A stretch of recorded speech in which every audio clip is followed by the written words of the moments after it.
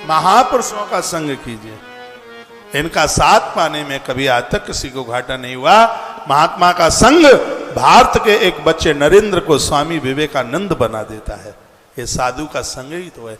साधु का संग एक सेवा को छत्रपति शिवाजी बना देता है। ये साधु का संग ही तो है। महापुरुषों का संग पाकर, जैसे कीड़ा फूल का संग पाकर के भगवान के गले तक पहुंच जाता है। एक कीड़े ने पुष्प का संग पा लिया और वो माला बनकर फूल भगवान के गले में पहुंचा तो वो भी वहां तक पहुंच गया। उसी प्रकार से हम भी महापुरुषों का, अच्छे लोगों का संग पा करके जो हमें प्राप्त करना चाहिए वो मिल जाता है और हमारी यात्रा पूरी हो जाती है। हम वहां तक पहुंच जाते हैं जहां हमें पहुंचने की आवश्यकता है। धरती पर वो लोग बड़े बड़भागी हैं जो परिवार गुरुजनों के साथ जुड़े हैं, संतों के साथ जुड़े, महापुरुषों के साथ जुड़े। इनके संग जुड़ने में आज तक कभी कोई घाटा नहीं हुआ। इस माता ने इस बच्चे के ऊपर तो ध्यान दिया नहीं, और जब वो खूब बड़ा हो गया, बड़ा क्या हो गया, उसको शादी हो गई, 19 साल का हो गया। उसकी पत्नी 16 साल की थी, ये 19 साल का हो गया और उसको एक बेटा भी उसको एक बर्डन किया गया है कि तब इसको होश आया और एक दिन वो अपने बेटे से बोली। क्या कहने लगी? कहने लगी, बेटा देख तू अब छोटा नहीं है,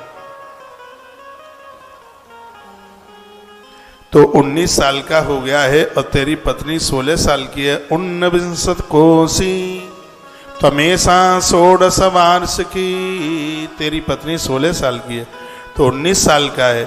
तू कमाता धमाता नहीं है, ससुरो भी है ते मान्य सर्वत्र गुणशीलता। तेरे ससुर का कितना नाम है, तेरे पिताजी का कितना नाम है। मातुल आस्ते तुला, मातुल मातुल कहते हैं मामा को। तेरे मामा का कितना बड़ा नाम है। पता नहीं हमारा कितना बड़ा अपराध है कि तूने इस घर में जन्म ले लिया। ऐसा कोई दोष नहीं है जो तेरे अंदर नहीं है। मैं तुझसे बहुत ज़्यादा दुखी हूँ। तू कोई काम धाम करता नहीं है, कभी किसी के चरण छूता नहीं है, कभी किसी को वंदन प्रणाम करता नहीं है। यदि तेरे पिता को पता लग गया तो तेरे सहित मुझे भी वो खत्म कर देंगे। ये तब बता रही है, तब बोल रही है जब 19 का हो गया।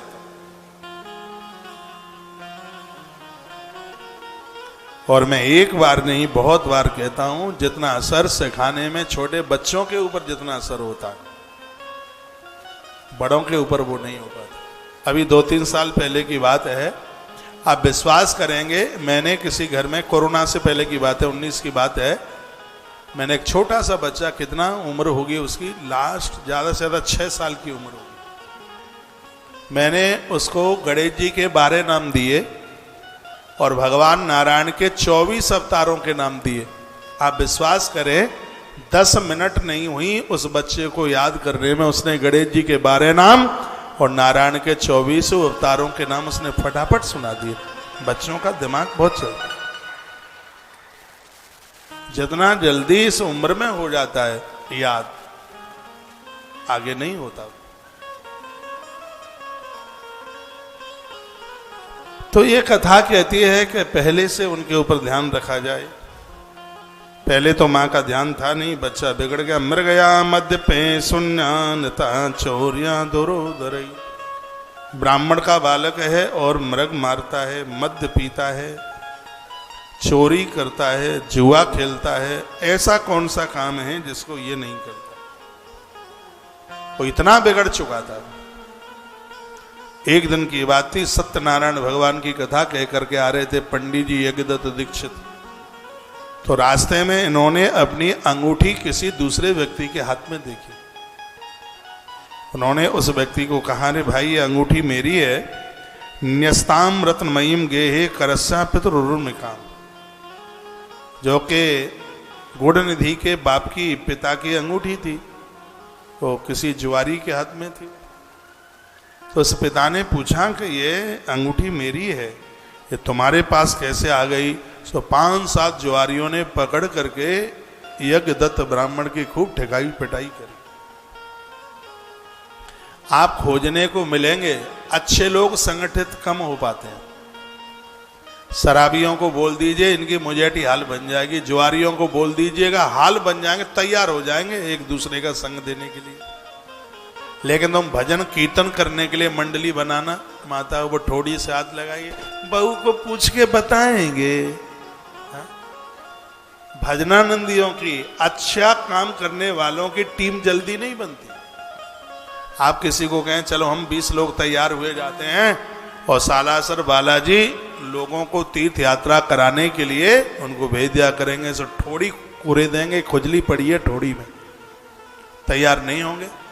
अच्छे लोगों की टीम जल्दी बनने को तैयार नहीं होती और ये खुरापाती दुनिया के सगरे हाल ही तैयार हो जाते, हाल ही इकट्ठे हो जाते। इनमें इतना संगठन होता है कि पूछो ही मत, हाँ संगठन होता है। तो वो 10-5 शराबी हाल ही इकट्ठे हो गए, ऐसे बेचारे ब्राह्मण की पीठ के ऊपर जो उन्होंने लाठियां बजाई, जो उसकी पिटाई करी और कहा अकलबंद कहीं के तू हमें चोरी लगाता है, अपने बेटे को तो हटक, उस तुझे पता है कि इस समय धरती का सबसे बड़ा चोर और सबसे बड़ा जुआरी है। ये देख अपनी माँ की साड़ी जुआ में हार के चला गया, हाथी के दांत के अलंकार आभूषण देख, ये जुआ में हार के चला गया। जो ब्राह्मण यज्ञदत्त दीक्षित कभी तम्बाकू भी ना खाता हो, जिसने जीवन में कभी पान का पत्ता भी नहीं खाया, और जब उसने अपने पुत्र के बारे में ऐसा सुना तो उसकी तो पान के नीचे धरती हिल गई। शर्मदार के लिए तो ये बहुत बड़ी बात है, और जिनको शर्म ही नहीं है उन्हें क्या फर्क पड़ता है। आंख में आंसू आ गए, रो पड़ा, और रोता हुआ वह ब्राह्मण अपने घर की तरफ आया। इसी शिव महापुराण में लिखा है जिनके पास औलाद अच्छी है, संतान बढ़िया है, उस माता पिता से अमीर नहीं है धरती पर कोई, और जिनके पास संतान ठीक नहीं है, औलाद बढ़िया नहीं है, भैया उनसे अभागा नहीं है कोई।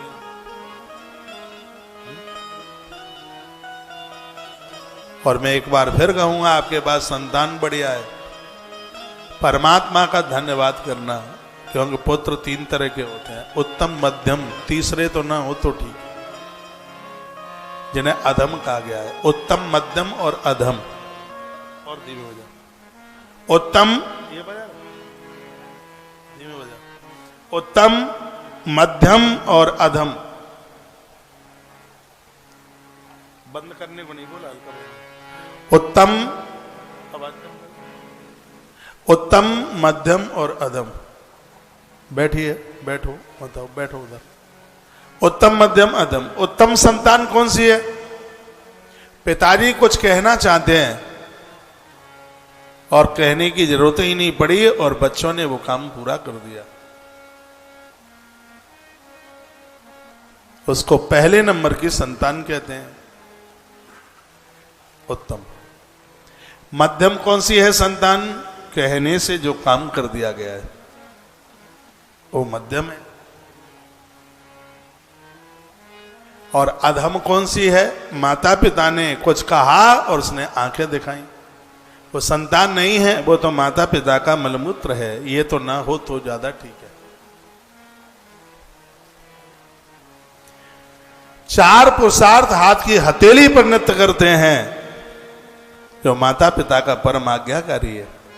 4 की बात कभी मत काटना। कौन कौन है? माता पिता, गुरु और भगवान।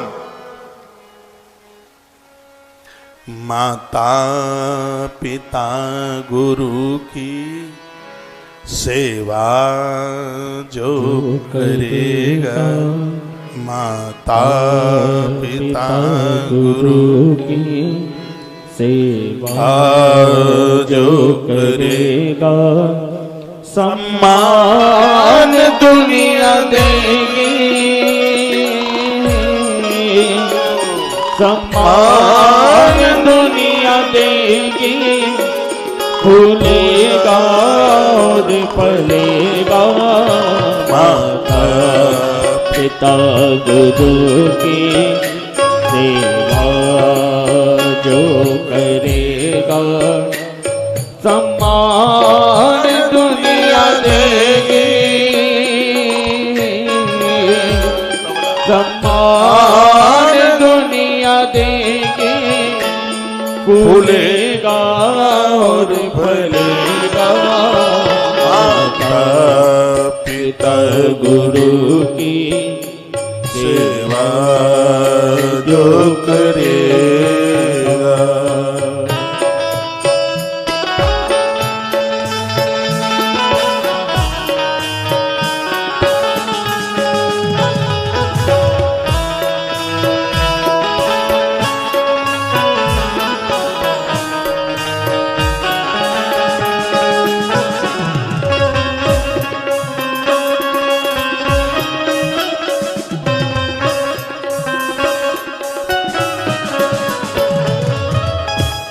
जन्म देकर के माता ने अपनी गोदी में पाला है, अपनी गोदी में पाला है। पिला कर दूध अपना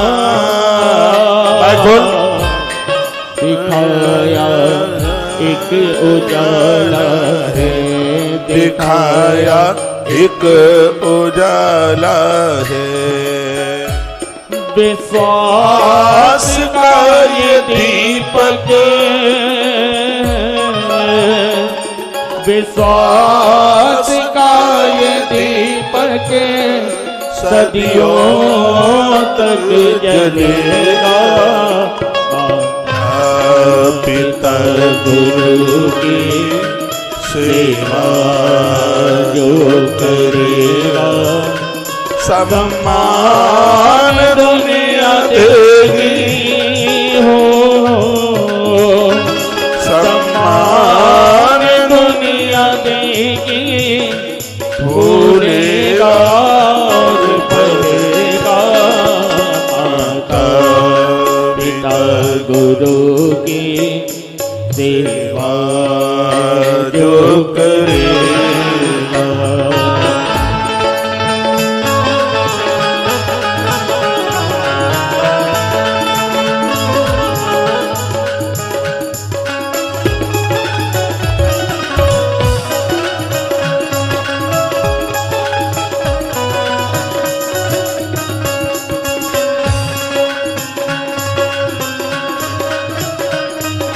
एक बार दोनों हाथ।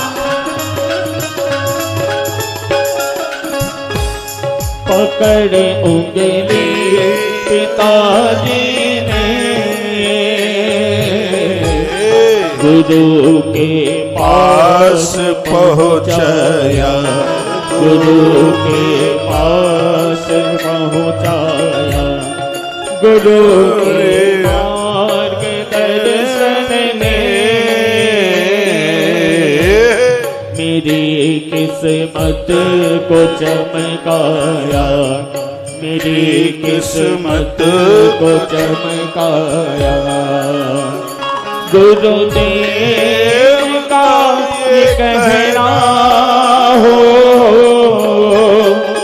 गुरुदेव का ये कहना टाले नहीं करेगा। माता पिता गुरु की सेवा जो करेगा, सम्मान दुनिया देगी हो, सम्मान दुनिया देगी। फूलेगा और फलेगा। पिता गुरु की सेवा जो करेगा।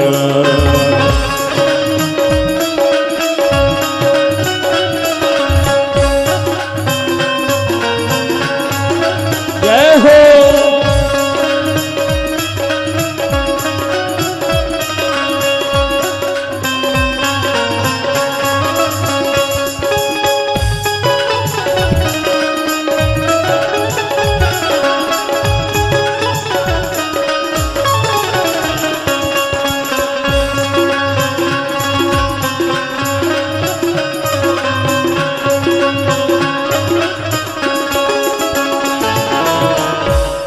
चीज अनमोल है तीनों, सदा ही पास में रखना। चीज अनमोल है तीनों, सदा ही पास में रखना। गुरु माता पिता सबको सदा ही साथ में रखना। चरणों की रज को अपने हो, चरणों की रज को अपने सदा मलेगा। माता पिता गुरु की सेवा जो करेगा, सम्मान दुनिया देगी हो, सम्मान दुनिया देगी। फूलेगा और फलेगा, माता पिता गुरु की सेवा जो करेगा, सम्मान दुनिया देगी हो, सम्मान दुनिया देगी। फूलेगा और फलेगा, माता पिता गुरु की सेवा जो करेगा। बोलिए शंकर भगवान की जय हो। संस्कृत की जो नीति की किताबें हैं उनमें लिखा है, बुजुर्गों की सेवा करने से आयु बढ़ती है, यश बढ़ता है और खोपड़ी का ज्ञान बढ़ता है। बुजुर्गों की सेवा करने से परिवार और समाज के लिए एक इमारत है, एक नींव है, एक दीवार है बुजुर्ग। सच मानिए सफलता की चाबी है एक बुजुर्ग। जिन घरों में बुजुर्गों का आदर होता है, जिन घरों में बुजुर्गों का मान होता है, महादेव और माँ जगदम्बा पार्वती उस घर को छोड़ करके कहीं नहीं जाते। इसलिए बुजुर्गों का आदर कीजिए। परिवार वह समाज की बुनियाद है बुजुर्ग, गहरी सोच वह अनुभव के भंडार हैं बुजुर्ग, सफलता की कुंजी श्रद्धा के पात्र हैं बुजुर्ग, हमारे समग्र विकास के चिंतक हैं बुजुर्ग। इनकी सेवा करने से तो हमारा विकास होता है। भारतीय संस्कृति के रक्षक हैं बुजुर्ग, हमारे संरक्षक एवं मार्गदर्शक हैं बुजुर्ग। सिर्फ सम्मान के भूखे हैं बुजुर्ग। परिवार सिर्फ ये सम्मान के ही भूखे नहीं है बुजुर्ग, ये तो परिवार और समाज की शान है बुजुर्ग। घर में परिवार में वृद्धों का आदर होना चाहिए। बुजुर्गों का आदर करने से उम्र दिन दूना रात्रि चौगने के रूप में बढ़ती है। वास्तव में बुजुर्गों की सेवा ईश्वर की सेवा के बराबर मानी जाती है। प्रातः जब आप जगते हैं उठते हैं तो इन बुजुर्गों के वृद्धों के चरण छूकर इनका आशीर्वाद लीजिए, आपकी सभी मनोकामना पूरी हो जाएंगी। यदि कोई बालक अपने आप में कोई युवा सफल नहीं हो पा रहा है, हो सकता है, मैंने पहले भी बोला है, अपने जेब खर्चे में से कुछ पैसा खर्च करके बुजुर्ग के लिए वस्त्र ले जा करके उसको अंदर का बनियान है, उसके लिए अंडरवियर है, उसके लिए लाठी है, उसका चश्मा है, उसके लिए गर्मी आ रही है, पानी की व्यवस्था, सुराई उसको दे दीजिए। देखिए कैसे सफलता आपको मिलती है। हमने दो ग्रंथ में एक बड़ा अद्भुत ग्रंथ है भारी, और जिसमें ज्योतिष की बड़ी अद्भुत बातें कही गई हैं। उसमें कहा गया है कि जन्म पत्रिका हर दोष निर्दोष का रूप धारण कर लेता है, प्रतिकूलता अनुकूलता में बदल जाती है। बुजुर्गों को आदर देने से, बुजुर्गों को मान देने से दुनिया में विजय प्राप्त हो जाती है। भगवान श्री कृष्ण ने भी ये बात कही थी, यदि इस युद्ध में विजय चाहते हो तो इन बुजुर्गों को प्रणाम करके इनका आशीर्वाद लेके आइए। और धर्मराज युधिष्ठिर ने वही किया। बुजुर्गों ने कह दिया था विजयी भवा, यशस्वी भवा, और पांडवों को विजय मिल गई। बात तो यह हमारे और आपके लिए है कि बुजुर्गों का त्यादर हो, मान हो, उनका सम्मान। लेकिन इस गुणनिधि ने तो कभी किया नहीं।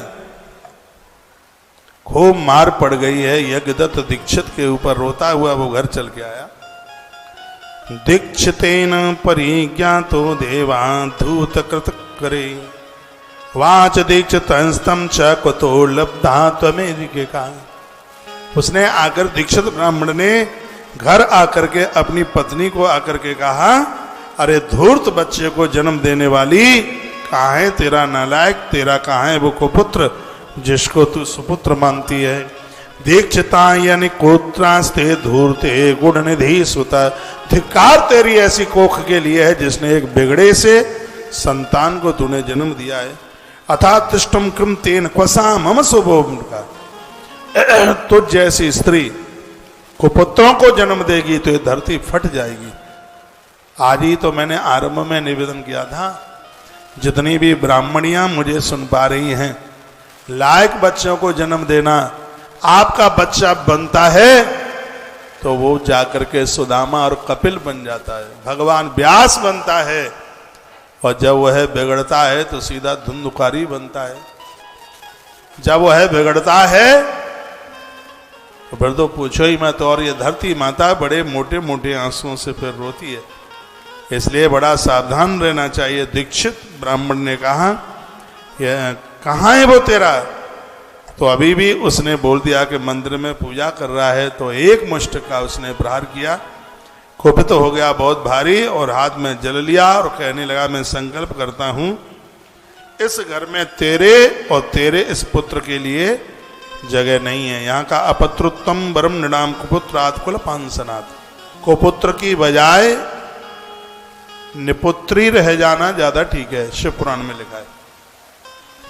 क्योंकि कुपुत्र के द्वारा पुरखे भी परेशान होते हैं। तो जे दिकम कुलस्यार्थिनी त्रेसा सनातनी स्नात्वा नित्य विधिम कृत्वा तस्ने वाणी कश्य। तो उसने अग्नि जलाई, अग्नि की साक्षी में उसने हाथ में जल लिया और उसने अपनी इस पत्नी को और पुत्र को घर से बाहर कर दिया, दोनों को निकाल दिया। वो बहुत ज्यादा कष्ट में था, बहुत परेशान था। उसने पत्नी को और पुत्र को दोनों को घर से बाहर कर दिया।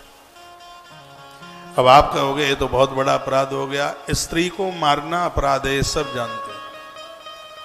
लेकिन पूतना को कृष्ण मार दें, पूतना को भगवान श्री कृष्ण मार दें और ताड़का को प्रभु श्री राम जी मार दें तो लगता नहीं है कि अपराध है। जिसके द्वारा कुल परंपराएं नष्ट हो रही हों, जिनके द्वारा अधर्म पैदा हो रहा हो, जिनके द्वारा अन्याय पैदा हो रहा हो, तो शिव महापुराण में वर्णन है कि भगवान वृंदा के धर्म को जाकर के बंद कर देते हैं। उसको ऐसा धर्म जो अन्याय और अपराध को जाकर के पैदा कर दे।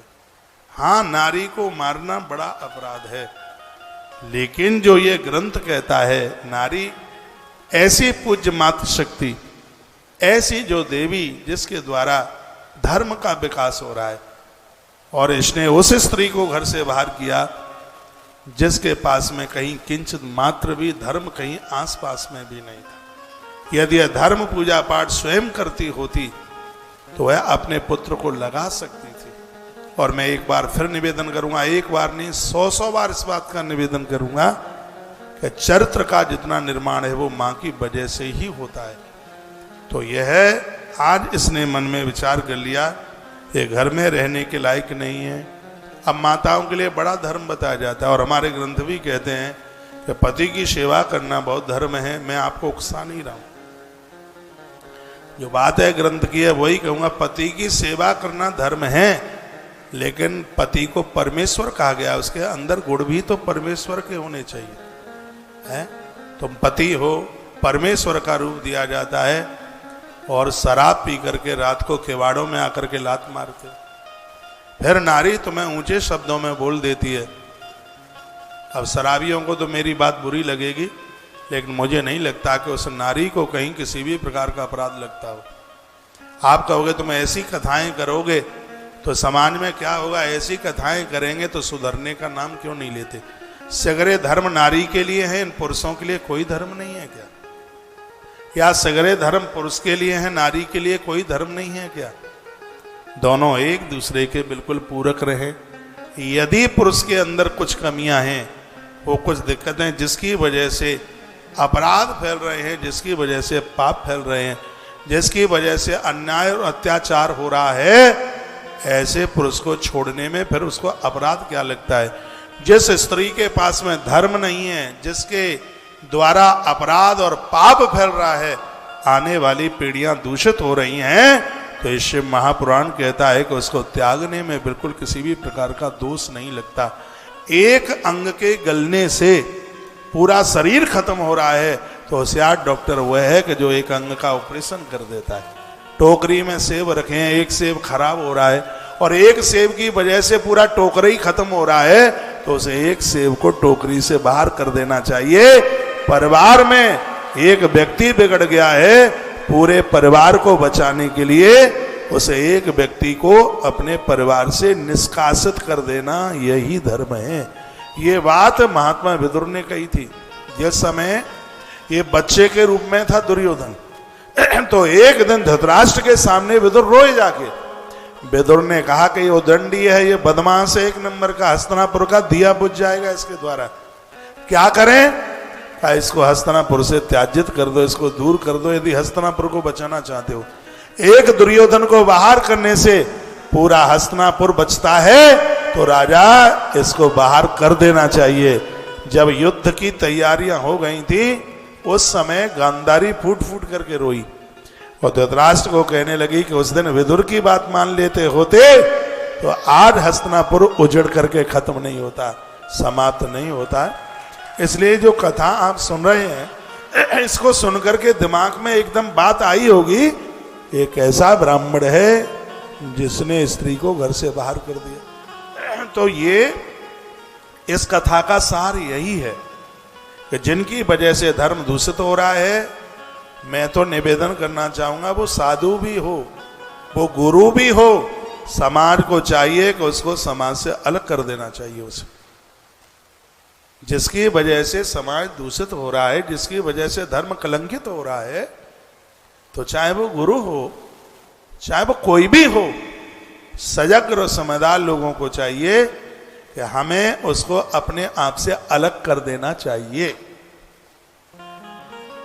तो इस बच्चे की हरकतें, इसके द्वारा बच्चा क्या था, 19-20 साल का था, इतना बड़ा अन्याय, इतना बड़ा अपराध।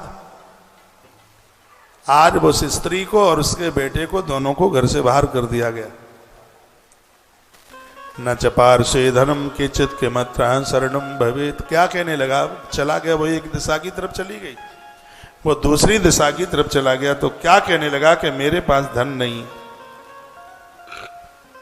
मैं जाऊं तो जाऊंगा, किधर जाऊं?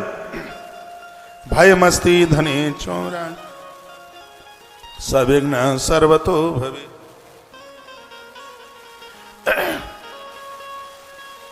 न च पार्श्वे धनम किंचित् किमत्र शरणम भवेत्। मेरे पास धन नहीं, कौन मुझे शरण देगा? कैसे मेरी जीविका चलेगी? इसको कई दिन हो गए चलते चलते, भूखे भूखे।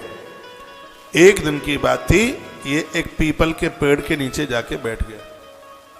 भूख सहन नहीं हो रही थी। अब सोच रहा है कि यदि मेरे अंदर यह दुर्गुण न होता तो आज मेरी स्थिति नहीं होती। दुर्गुण तो दुर्गुण ही है।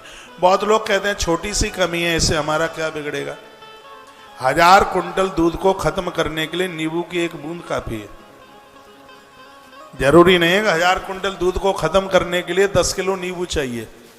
नींबू की एक बूंद 1000 कुंटल दूध को खत्म कर देगी। मेरी आवाज पीछे तक समझ में आ रही है? कुछ माइक भन बना रहा है, आ रही है? नहीं आ रही? देखो हाथ हिला रहे हैं। समझ में आ रही है उसके लिए हाथ उठाइएगा, नहीं आ रही है उसके लिए? आ रही है, समझ में आ रही हो तो हाथ उठाइए। नीचे करो, एक बार हाथ नीचे करो। मेरी आवाज पीछे तक समझ में नहीं आ रही है तो हाथ उठाइए। कोई भी हाथ नहीं उठा, इसका मतलब है समझ में। हाँ, एक दो हाथ उठे हैं, हो सकता है कान में झिंगुर विंगुर तो इकट्ठा क्या बोलते हैं उसको, कान में वो मेला घुंघरू कहते हैं, घुंघुर क्या कहते हैं उसको, तो आ रही है समझ में। एक बार जयकारा लगा बोलो बांके बिहारी लाल की जय हो। आंख में आंसू थे, रो रहा था और सोचता है कि मैं यदि ऐसी उद्दंडता ना करता होता तो आज मुझे यह दिन देखने को नहीं मिलते। पछताना तो पड़ेगा, लेकिन फिर पछताए क्या होता है जब चिड़िया चुंग जाए खेत। सुबह का भूला हुआ शाम को आ जाए वापस तो भूला हुआ नहीं माना जाता। एक बार नहीं, मैं 10 बार ये बात कहना चाहूंगा। जीवन ऐसा जीना जिसमें जीवन जीना आपके लिए आसान हो जाए। एक सूत्र मैं फरीदाबाद की व्यासपीठ से दूंगा,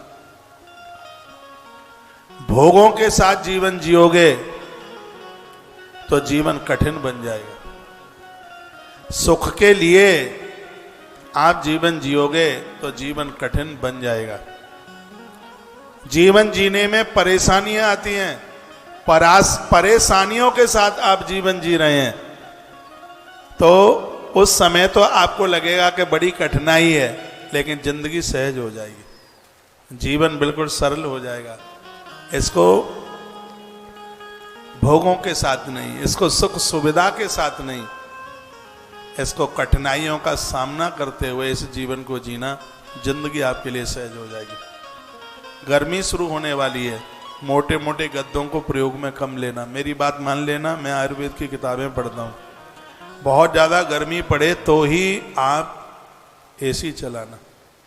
ये ऐसी हड्डियों को तोड़ के, लाठियों का भी दर्द उतना शरीर में नहीं होता जितना कि एसी चला करके और हड्डी दुखती है। ये लाठियों की मार से भी बहुत बड़ा दर्द है। मैं यूज नहीं करता, मैं प्रयोग में नहीं लेता, भरी गर्मियों में भी। इसलिए शरीर स्वस्थ है, हड्डियों में दर्द नहीं होता। जरूरत पड़े 10-20 मिनट चला लेना, बंद कर लेना।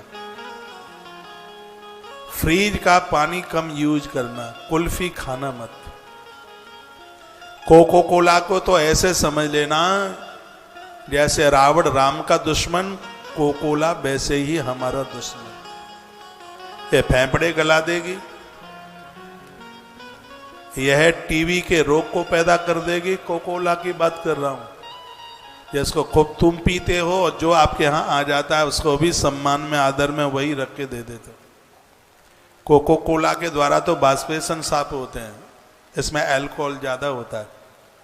ऐसे टोंटी नहीं साफ हो रही हो बाथरूम की तो कोकोला डाल देना उस पर, वो साफ हो जाएगी। ये तो लेट बाथरूम, ये तो लेट टॉयलेट की सीट साफ करने के लिए है, ये कोई पेय पदार्थ नहीं है। यदि आपको पीना है तो नींबू की शिकंजी पीना, गन्ने का रस पीना, आप तंदुरुस्त होंगे, आपके चेहरे पर दमक होगी, आपके चेहरे पर चमक होगी। इन चीजों का सेवन करना यदि बचना चाहते हो तो। आज बहुत ज्यादा पैसा बीमारियों पर खर्च हो रहा है।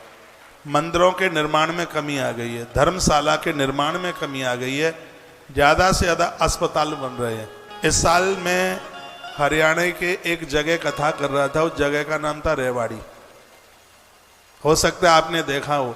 मैंने अपनी लाइफ में इतने हॉस्पिटल नहीं देखे जितना मैंने रेवाड़ी में अस्पताल देखे। इतने हॉस्पिटल रेवाड़ी में, हर सड़क पर 10-10 ठोके खड़े हुए। मंदिर तो दिखे नहीं। अब कोई रेवाड़ी के बैठे हूं तो बुरा ना मानिएगा, वो आपने भी वहां देखे होंगे। इतना अस्पताल, ये सगरा पैसा बीमारियों में खत्म हो रहा है। इतना बीमारी, इतनी बीमारियां फैली हुई हैं। ये क्यों हो रहा है? क्योंकि आपने अपने जीवन के जीने के क्रम को समाप्त कर दिया। ऐसा जीवन जीने की कोशिश है कि बीमार ही ना हो। ऐसा जीवन जीने की कोशिश कीजिए। सबके घर में मिट्टी का बर्तन हो। वैसे भी वैशाख मास में मिट्टी के जो बर्तन हैं ये सकून देते हैं, पुण्य का तो काम है ही। मैं बहुत आनंद के साथ कहूंगा, इस महीने में एक भी दिन ऐसा न निकले जिस दिन आप दही न खाएं। इसमें वैशाख के महीने में दही को अमृत का रूप बताया। मैं आज ही कथा में पढ़ रहा था, स्कंध पुराण में, वो भी मिट्टी के बर्तन में उसको जमाइए, मिट्टी के बर्तन में जमा करके और उसको ब्राह्मणों को खिलाइए, उसको आप खाइए। इसका बहुत भारी महत्व है, ये लीजिएगा। तो मिट्टी के बर्तन का पानी पीजिए, जैसे आपका स्वास्थ्य ठीक होगा, आप तंदुरुस्त होंगे, आप स्वस्थ होंगे और इन बीमारियों के ऊपर रोक लगेगी। ये कीजिए, ऐसा कीजिए। एक भी घर ऐसा ना हो जिसके घर में मिश्री ना मिले। मिश्री खाने से जीवन में नशा नहीं आता, ना शराब का, ना जर्दे का, ना तम्बाकू का, किसी भी चीज का।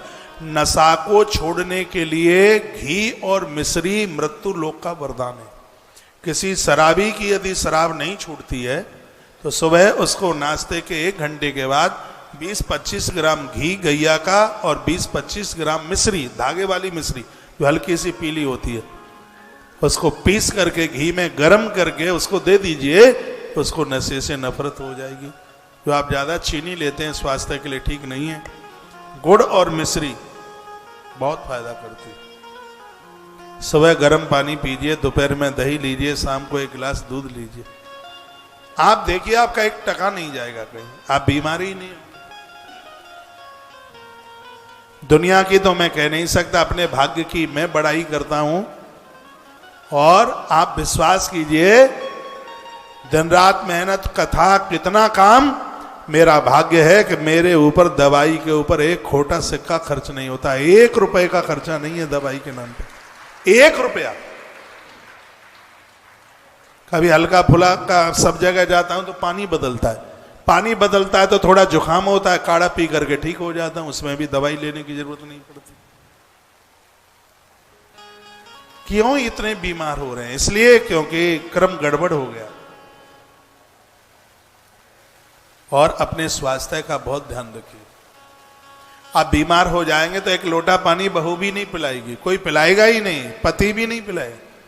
आप फोन करते रहिए, नाक डबक रही है, जुकाम हो गया है, थोड़ी दवाई दे जाते हैं, वो कहते हैं कौन से महाराज को फोन कर दो, वो बोल देंगे गर्म पानी पी ले ठीक हो जाएगी। उन्होंने कथा में बताया था वो गर्म पानी से ठीक हो जाए। कौन के पास टाइम है, कौन किसको पूछ रहा है? इसलिए प्लीज प्लीज प्लीज अपने स्वास्थ्य का ध्यान रखिए। ऐसी चीजें बिल्कुल मत खाइए जो आपको बीमार कर देती। अपना डेवलपमेंट कीजिए, अपने आप से स्नेह किया करो। लोग सबको प्रेम करने को लगे और अपने से प्रेम करते नहीं है। जहाँ की गीता में इस शरीर को मुक्ति का क्षेत्र माना, इसको कर्मक क्षेत्र उसको माना, उसको कहा कि इसमें जैसा बीजारोपण कर दें। अपने आप से मैंने अपने आप को अपना मित्र बनाया, मैंने अपने आप को अपना दोस्त बनाया। कभी मैं खुद को बड़ा थैंक यू बोलता हूँ, कहता हूँ बहा मेरे मित्र, तेरे लिए धन्यवाद है कि आज का तूने बढ़िया सा दिन निकाल दिया है। रात्रि को सोने से पहले मैं अपने दोस्त को धन्यवाद देता हूँ। सच मानिए, मैंने आपको हंसाने के लिए बात नहीं बोल रहा हूँ, मैंने अपने आप को अपना दोस्त माना है। मैं अपने आप से बहुत प्रेम करता हूँ, मैं अपने आप से बहुत स्नेह करता हूँ, क्योंकि मेरा शरीर मेरे संकल्पों में मित्र की तरह सहायक हो रहा है। ये थकता नहीं है, ये मुझसे काम करने के लिए मना नहीं करता। मैं इसको धन्यवाद इसलिए देता हूँ क्योंकि ये मेरा मित्र, ये मेरा शरीर कुकर्मी नहीं है, ये गलत सोचता नहीं है, ये गलत करता नहीं है और ये गलत जगह पर पाम नहीं रखता, गलत करने के लिए अपनी टांगों को आगे नहीं बढ़ाता। इसलिए मेरा दोस्त, मेरा शरीर बहुत अच्छा है, मैं इसको प्रेम करता हूं। ये मेरा मित्र है। कोई अपने मित्र को जितना प्रेम करता है उसी प्रकार से मैं भी अपने शरीर को उतना ही प्रेम करता हूं। और सत्य यही है, रात्रि को लोग ये बात सुनकर मुझे पागल कहते होंगे। हाँ, पागल हूं, पर मुझे मेंटल हॉस्पिटल जाने की जरूरत नहीं है क्योंकि मैं कपड़े नहीं फाड़ता इसलिए। हाँ, और सच यही है कि मैंने अपने आप को अपना दोस्त बनाया, मैंने अपने आप को अपना मित्र बनाया है।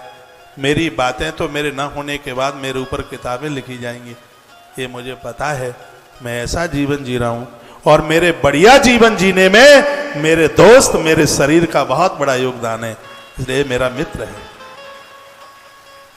लोग दूसरों को आई लव यू बोलते हैं, मैं स्वयं को आई लव यू बोलता, मैं अपने आप को बोलता हूँ। मैं कहता हूँ मैं तुम्हें बहुत प्रेम करता हूँ, इसलिए करता हूँ क्योंकि मेरे शुभ संकल्पों में तुम्हारा भाई एक बहुत बड़ा योगदान है, इसलिए मैं इसकी कदर करता हूँ, इसलिए मैं इसका आदर करता हूँ, इसलिए मैं इसका मान करता हूँ। जब मुझे 6 घंटे कथा की जरूरत हो तो ये मेरा शरीर कभी मना नहीं करता। इसने कभी आज तक नहीं कहा अरे जजमान तो दक्षिणा वही देगा, अरे भाई मित्र तू काई को इतना लगा रहता है, चल छोड़ आरती करा दे। मेरे मित्र मेरे शरीर ने कभी आज तक मुझे ऐसा नहीं कहा, इसलिए मैं इसको बहुत मानता हूँ। सुबह पूजा में ये मेरा संग देता है, हर कार्य में ये मेरा संग देता है, ये मेरे उत्साह को बढ़ाता है। इसने आज तक ये नहीं कहा कि मेरे घुटनों में दर्द हो रहा है, इसने आज तक ये नहीं कहा कि मेरी कमर दुख रही है, ना आज तक इसने मुझे ये कहा कि अब मेरा माथा दुख रहा है। इसने आज तक मुझे ये नहीं कहा अरे भाई बहुत हो गया अब तो तू माइक बंद करवा दे। इसने आज तक कभी मुझे ऐसा जवाब नहीं दिया, इसलिए ये मेरा दोस्त है। मैं अपने दोस्त को बहुत प्रेम करता हूं। आप दुनिया को प्रेम स्नेह करने में लगे, किसी को आई लाइक यू बोल रहे हैं, किसी को कहते हैं तुम्हारे बिना हम नहीं रह सकते, लेकिन मैं अपने शरीर को कहता हूं भाई मैं तेरे बिना कैसे रहूंगा। यदि तू बीमार हो जाएगा, तुझे कोई दिक्कत हो जाएगी, जितना ये मेरा ध्यान रखता है सच मानिए मैं भी इसका उतना ही ध्यान रखता हूं।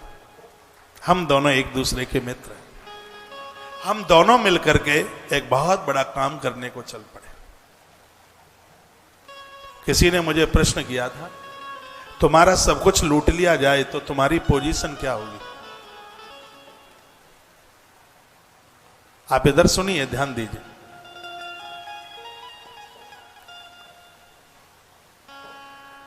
तुम्हारे पास कुछ भी ना रहे, पैसा ना रहे, कुछ भी नहीं रहे, ये समझ लीजिएगा। मैंने एक बच्चे को भी आज ये प्रश्न कर दिया, तुम्हारे पास कुछ भी ना रहे, सब कुछ, मान लिया जाए मैं किसी को प्रश्न कर रहा हूं, दुकान भी ना रहे उसके पास, मकान भी ना रहे उसके पास, खाने को भी ना रहे, कुछ भी ना रहे उसके पास, तो क्या स्थिति होगी, वो क्या करेगा फिर।